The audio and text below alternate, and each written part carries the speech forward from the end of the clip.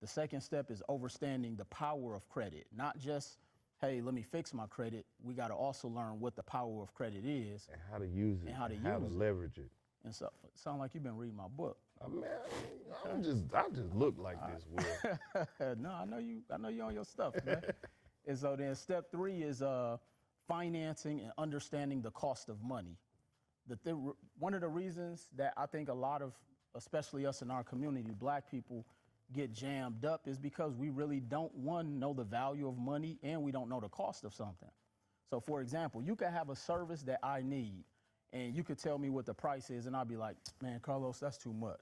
But then I'll go to the club and go blow a bag because I don't understand the value of the price that you're charging. Right. As opposed to saying, I'm paying you for the service. No, I'm paying for your value that you can help me to improve my situation. Exactly. And so we don't know the value of things. And this is why I say we got to learn economics. And then the fourth step is asset building. Right. And that's why, it's so important that we learn the importance of credit, we learn the importance of financing and the cost of money, because my whole strategy of why I got into the credit space and why I teach people is to show them how to leverage their credit to go buy assets. Right. Assets. And my main vehicle is real estate investing.